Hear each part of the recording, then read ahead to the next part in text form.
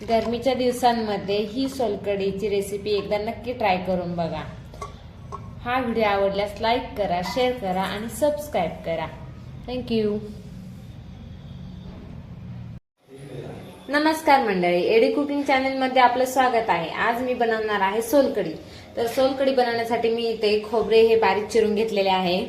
इथे मी गरम पाण्यामध्ये 15 ते 20 मिनिटे कोकम भिजत घातलेले आहेत। इथे घेतलेले आहे जिरी, अद्रक, लसूण, चाट मसाला घेतलेला आहे, थोडा बीट घेतलेला आहे आणि 2 मिरच्या, चवीप्रमाणे मीठ। तर आता खोबरं, जिरी, अद्रक, लसूण, मिरच्या आणि बीट यांचं मी वाटण करून घेते। चांगलं बारीक वाटून घ्यायचं आणि या खोबऱ्याचं दूध काढून घ्यायचं। आता इथे मी मिक्सरचं भांडं घेतलेलं आहे, त्यामध्ये मी खोबरं टाकते। त्यानंतर त्यामध्ये मी बीट टाकते, अद्रक,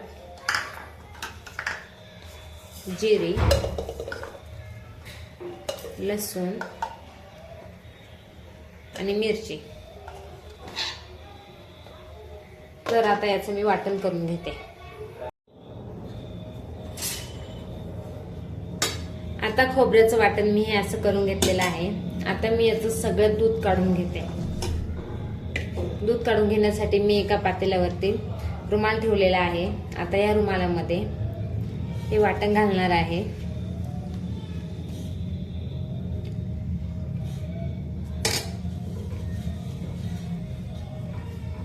आणि हे सर्व पिळून याचं असं दूध काढून घेणार आहे।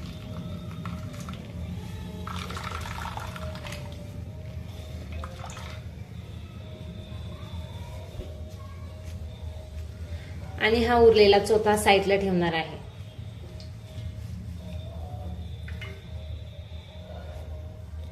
अशा प्रकारे सर्व वाटणाचं मी हे दूध काढून घेते।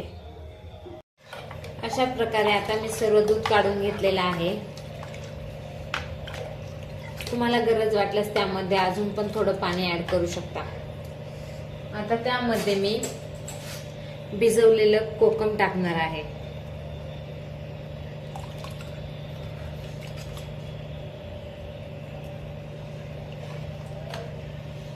आता हे कोकम मी असं थोडं मॅश करून टाकणार आहे।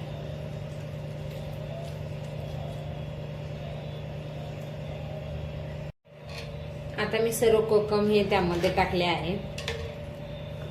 आता त्यामध्ये मी थोडा चाट मसाला टाकणार आहे।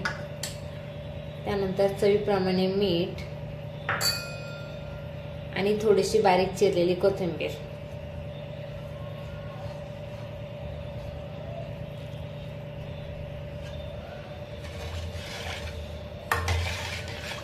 तर अशा प्रकारे आता आपल्या सोलकढी ही तयार झालेली आहे।